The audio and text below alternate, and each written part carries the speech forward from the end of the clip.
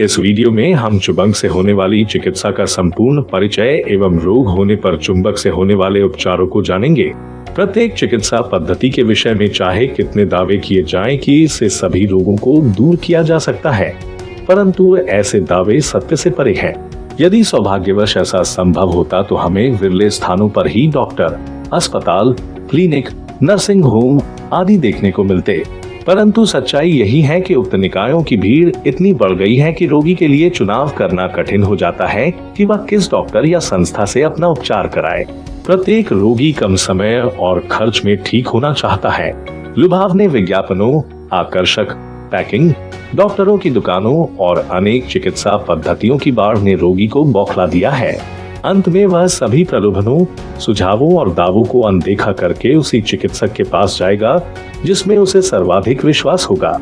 यह अन्यमनस्कता की भयावह स्थिति है, क्योंकि रोगी को अपने चिकित्सक और उसके द्वारा अपनाई गई पद्धति में पूरा विश्वास ही उसके निरोगी होने में सहायक होगा। चुंबक एक पत्थर है जो लोहा और ऐसी ही समान गुण वाली धातुओं को अपनी ओर आकर्षित करता है और इसका उद्गम स्रोत खान है, अर्थात अन्य खनिज पदार्थों धातुओं के समान ये भी एक खनिज पदार्थ है। खानों से निकाले गए हीरे जवाहरात, पत्थर, लोहा, तांबा आदि और समुद्र से निकाले गए सीप, मोती, रत्नों आदि का आयुर्वेद में औषधि के रूप में प्रयोग हमारी वैद्यकीय परंपरा की बहुमूल्य धरोहर है। आयुर्वेद में भस्म, रस, आसव, अरिष्ट, वनौषधि, रसोई में प्रयुक्त होने वाले मसाले, लवण, सब्जियां, फल ऐसे साधन हैं जिन्हें हम किसी न किसी रूप में अनादिकाल से प्रयोग करते आ रहे हैं। रक्त हमारे शरीर की विभिन्न शिराओं में पहुंचकर अंगों को पोषण और कार्यशीलता प्रदान करता है। रक्त के बिना शरीर का कोई अंग प्रभावी और समुचित ढंग से कार्य नहीं कर सकता। रक्त को लाल रंग हीमोग्लोबिन प्रदान करता है और इसका मुख्य तत्व लौह है, जो एक खनिज पदार्थ है। जब रक्त में हीमोग्लोबिन कम हो जाता है तो पांडु रोग हो सकता है। इस कमी को पूरा करने के लिए लौह से बने तत्वों को अनेक रूपों में दिया जाता है। इस संदर्भ में सभी चिकित्सा पद्धतियां एकमत हैं। ये उदाहरण केवल इसलिए दिया गया है कि शरीर की विभिन्न व्याधियों को दूर करने के लिए विभिन्न खनिज पदार्थ जैसे लोहा, तांबा, magnesium, cobalt, sodium, manganese, phosphorus आदि प्रयोग में लाए जाते हैं, परंतु चुंबक का प्रयोग ठोस रूप में नहीं किया जाता, बल्कि इसे चुंबकीय तेल, लोशन, मरहम, जल आदि में प्रयोग करते हैं या फिर कुछ उपकरणों में शक्तिकृत चुंबक का प्रयोग किया जाता है। भारत में यह धारणा प्रचलित है कि सोते समय सिर दक्षिण और पांव उत्तर दिशा की ओर करके सोना चाहिए ताकि शरीर और पृथ्वी के मध्य चुंबकीय संतुलन बना रहे, परंतु मृत्यु के समय यह क्रम उल्टा हो जाता है, अर्थात पांव दक्षिण और सिर उत्तर दिशा की ओर कर दिया जाता है। इससे मरने वाले के प्राण आसानी से निकल जाते हैं। वह तड़पता नहीं, उसका मन शांत हो जाता है। शायद मृत शरीर को जलाते समय कपाल क्रिया करने के पीछे भी चुंबकीय आकर्षण का सिद्धांत है। कहते हैं प्राण यदि कहीं फंसा रह गया हो तो वह कपाल क्रिया के बाद खोपड़ी के फट जाने से बाहर निकल जाएगा। प्राचीन काल में सौंदर्य को चिरस्थायी बनाए रखने के लिए भी चुंबकों का प्रयोग किया जाता था। मिस्र की राजकुमारी विश्व की अप्रतिम सुंदरियों में गिनी जाती थी। अपने सौंदर्य और आकर्षण को बनाए रखने के लिए वह चुंबक का हार पहना करती थी। मिस्र में चुंबक की जानकारी बहुत अधिक थी। वहां के पिरामिडों में चुंबक की अगाध शक्ति और उपादेयता का असीम ज्ञान छिपा है। इसी वैज्ञानिक सूझबूझ के कारण रही मिस्री पिरामिड आज तक स्थायी रूप से पूर्ववत खड़े हैं। चिकित्सा के क्षेत्र में चुंबक की कमरपेटी, कलाईबंद, माला, माथे की पट्टी, सर्वाइकल, लंबर, पेटियां, घुटनों के लिए पेटी और घुटने की टोपी, चुंबकीय कुर्सियां आदि ऐसे उपकरण हैं जिनका आसानी से प्रयोग हर कोई कर सकता है। बस जरा सी सावधानी और चौकसी चाहिए। आज चुंबक और उससे निर्मित अनेक पदार्थों, चुंबकीय जल, मरहम, तेल आदि द्वारा रक्तचाप, आमवात, संधिवात, दमा एवं खांसी, मूत्र व गुर्दे के रोग, मूत्र मार्ग में कहीं भी पथरी का होना, कंधे की जकड़न, कलाई का दर्द, कोहनी का दर्द आदि रोगों का उपचार सफलतापूर्वक और बहुत ही कम कीमत पर तथा थोड़े ही समय में किया जा सकता है। चुंबक से कैंसर, मधुमेह, हृदय वेदन या दिल का दौरा जैसे गंभीर रोग भी चुंबक प्रयोग से पूरी तरह ठीक किए जा सकते हैं। मानव शरीर में पृथ्वी तत्व का अंश सबसे अधिक होने के कारण चुंबकत्व विद्यमान है, इसलिए मानव को पृथ्वी पुत्र भी कहा गया है। यदि हम खड़े हों तो हमारे शरीर का पीछे का हिस्सा, जिसमें सिर का पीछे का भाग, रीढ़ की हड्डी, पीठ, एड़ी आदि अंग आते हैं, दक्षिणी ध्रुव माना जाएगा और आगे वाले भाग जिसमें माथा, नाक, कान, गला, छाती, कमर, घुटने, पांव आते हैं, उसे उत्तरी ध्रुव माना जाएगा। मनुष्य यदि पीठ के बल लेटेगा तो उसका बायां शारीरिक भाग दक्षिणी ध्रुव माना जाएगा और दायां भाग उत्तरी ध्रुव माना जाएगा। चुंबक चिकित्सा के विभिन्न प्रकार। 1. छोटे चुंबक।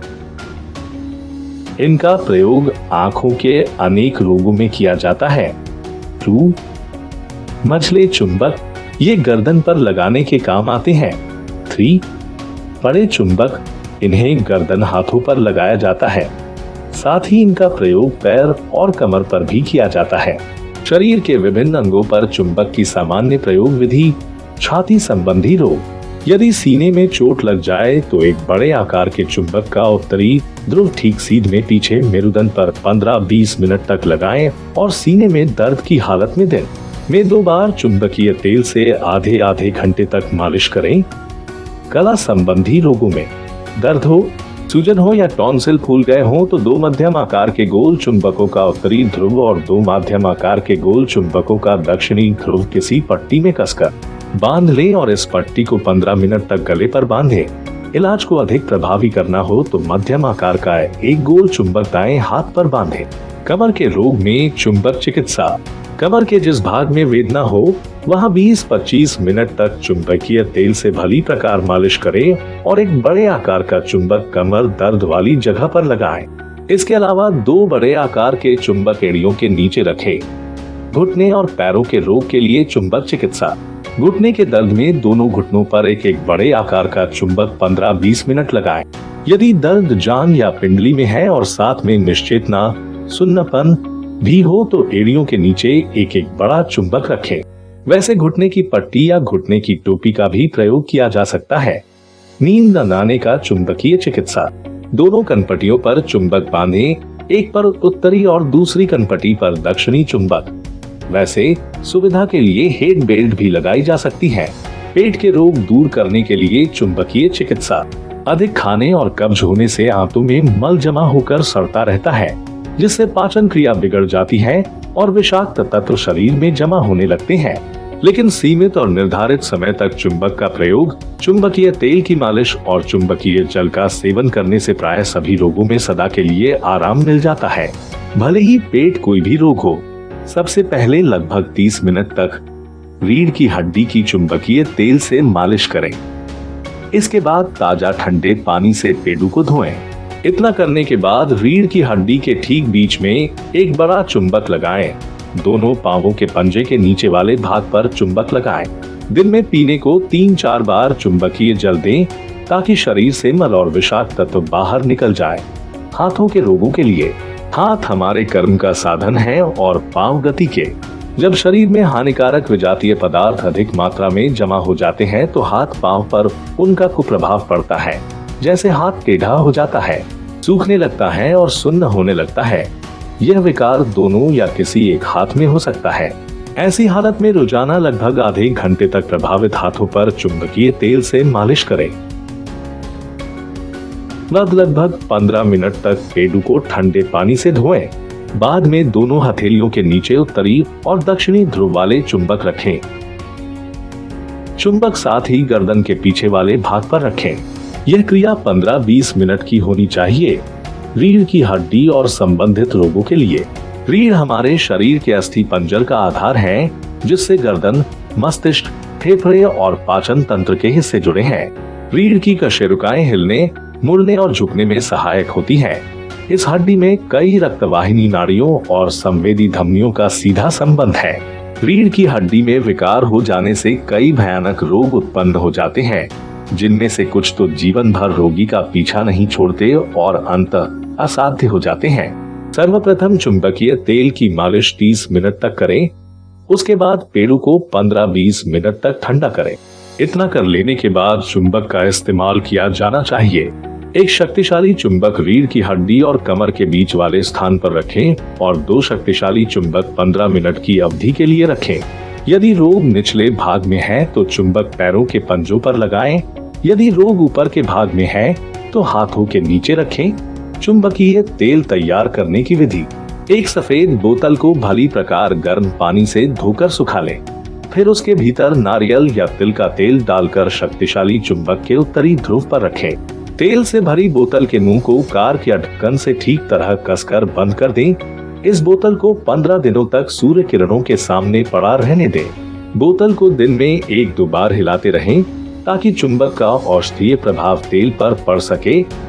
इस तेल का प्रयोग कई संक्रामक रोगों में किया जाता है। इसी तरह दक्षिण ध्रुव पर बोतल रखकर आप दक्षिणी ध्रुव तेल तैयार कर सकते हैं, जिसका उपयोग जोड़ों के दर्द एवं अन्य प्रकार के संक्रामक रोगों में दूर करने में किया जाता है। वीडियो को आगे शेयर कीजिए ताकि जरूरतमंद लोगों तक ये जानकारी पहुंच सके। अधिक जानकारी के लिए श्री राजीव दीक्षित जी के ज्ञान पर आधारित स्वदेशी अभियान ऐप डाउनलोड करें। धन्यवाद।